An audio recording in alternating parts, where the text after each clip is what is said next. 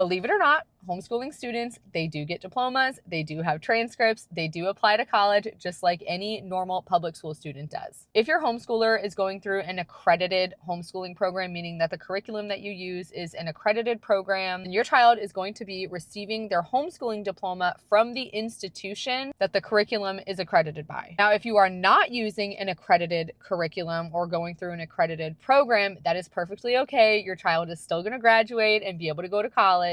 It just puts a little bit more work on the parents. So if you're a homeschooling parent and your child is not going through an accredited homeschool program, then you are going to be responsible for drafting up their transcripts. There are several ways that you can do this, but most homeschooling families just use an online transcript generator. So when your child is going through high school in your homeschool, whenever they complete, let's say they complete English 4, for example, you would add English 4 onto the transcript and put their grade. When it comes time for graduation, when the transcripts are complete, your child has finished all of the credits that they needed, then you are just going to order your child's diploma online. That diploma that you order, along with their transcripts and any test scores that they've taken, like the SAT, the ACT, any college placement tests, that is what you are going to submit to the colleges when your child applies. Now, I've just recently learned that here in the state of Florida, there is also an affidavit form that you can fill out as the homeschooling parent saying that your child has completed all of their high school credits and that they've received their diploma within your homeschool, and you actually get this affidavit signed and notarized. You can submit that along with those other things as well.